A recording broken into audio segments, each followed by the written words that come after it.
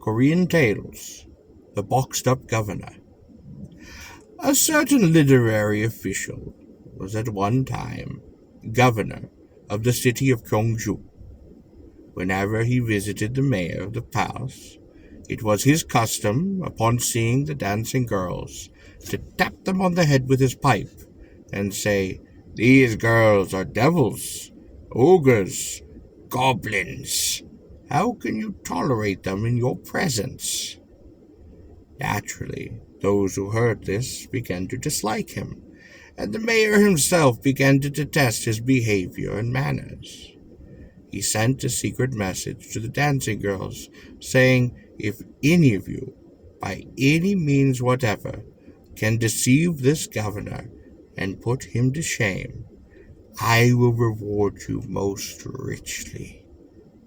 Well, among them was one girl, a mere child, who said that she could.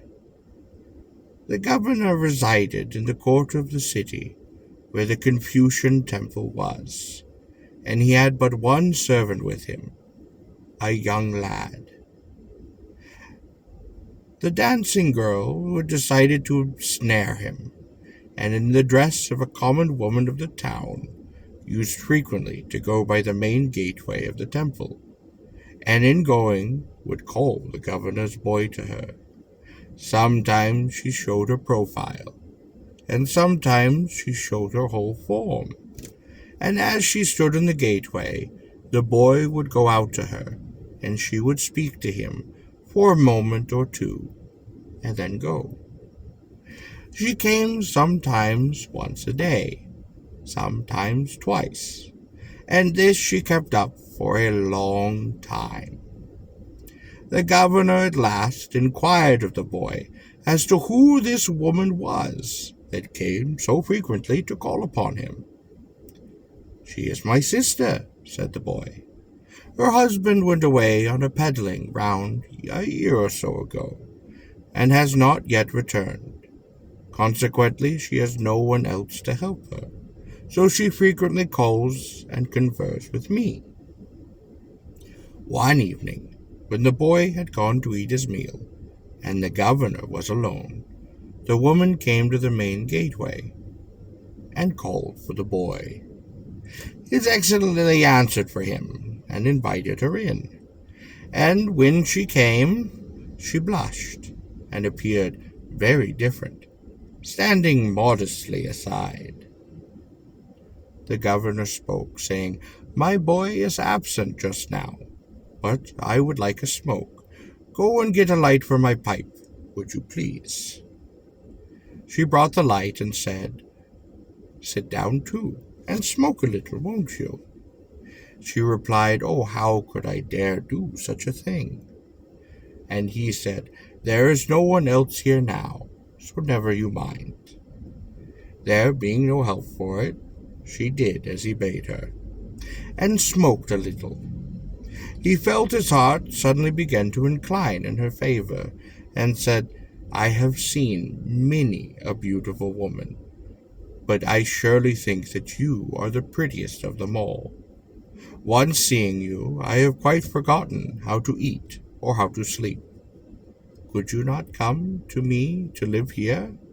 I am quite alone. No one will know of it." She pretended to be most greatly scandalized. "Your Excellency is a noble, and I am but a low-class woman. How can you think of such a thing? Do you mean it as a joke?" He replied, "I mean it truly, no joke at all." He did swear an oath, saying, "Truly, I mean it, every word." She then said, "Well, since you speak so, I am really grateful, and I shall come." Said he, "Meeting you thus is wonderful indeed." She went on to say, "There is another matter, however, that which I call to your attention. I understand that where your Excellency is now staying is a sacred place, and that according to ancient law men are forbidden to have women here. Is this true?"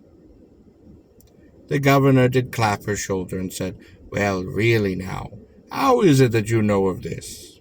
You're right, but what shall we do about it? She made an answer. If you will depend upon me, I will arrange a plan. My home is nearby, and I am also alone. So if you come quietly at night to me, we can meet, and no one will know. I shall send a felt hat by the boy, and you can wear that for a disguise. With this commoner's felt hat, no one will know you. The governor was most gratefully delighted and said, How is it that you can plan so wonderfully? I shall do as you suggest. Now you be sure to be on hand. He repeated this 2 or 3 times. The woman went and entered the house indicated, and when evening came, she sent the hat by the boy.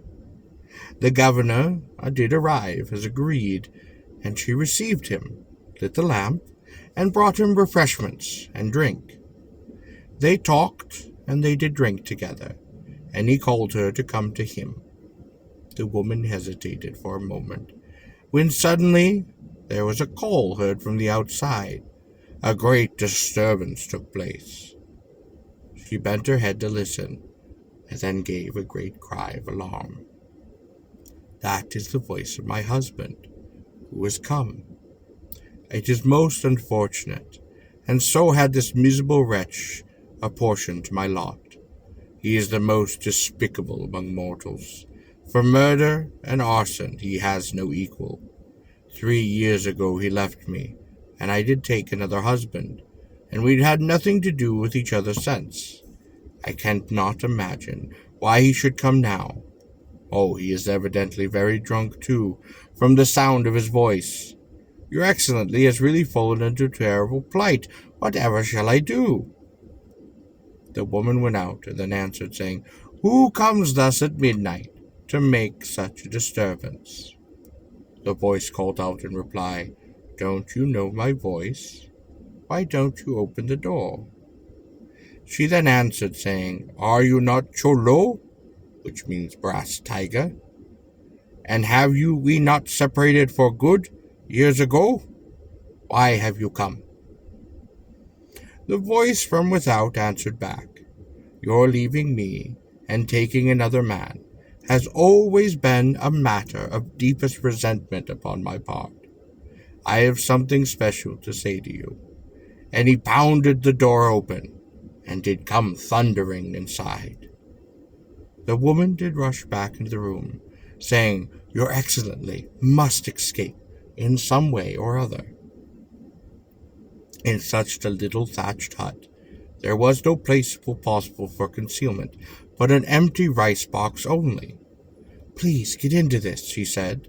She lifted the lid and hurried him inside. The governor, in his haste and his dishabille, was bundled into the box. He then heard from within the fellow come into the room and quarrel with his wife. She spoke, saying, We have been separated 3 years already. What reason have you to come now and make such a disturbance? Said he, You cast me off and took another man. Therefore I have come for the clothes that I have left, and all other things that belong to me. She threw out his belongings to him, but he spoke, pointing to that box, That is mine. She replied, That is not yours. I bought that myself with 2 rolls of silk goods. But, said he, one of those rolls I gave you, and I am not going to let you have it.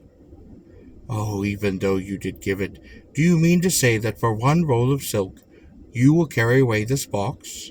I will not consent to it. And thus they continued to quarrel and contradict each other. If you do not give me the box, said he, I will enter a suit against you at the mayor's. A little later the day dawned, and so he had the box carried off to the mayor's office to have the case decided by law, while the woman followed. When they entered the court, already the mayor was seated in the judgment place, and here they presented their case concerning the box. The mayor, after hearing, decided thus, Since you each have a half share in its purchase, There is nothing for you to do but to divide it between you. Bring forth a saw, said he. The servants brought the saw and began to cut upon the box, when suddenly from the inner regions came forth a cry, "Save me! Oh, save me!" The mayor, in pretended astonishment, spoke, "Why, there's a man's voice from the inside," and ordered that it should be opened. The servants did manage to find the key, and at last the lid came back, and from the inner quarters there came forth a half-dressed man.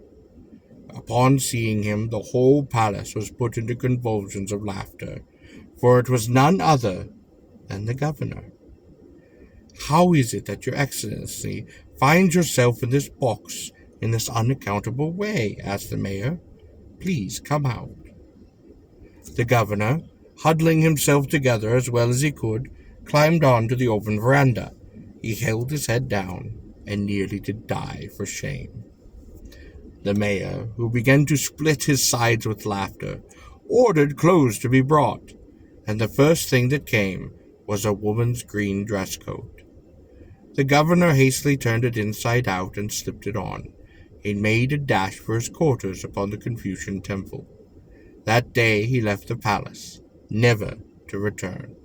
And even to the present time in Kyongju, they laugh and tell the story of the boxed-up governor.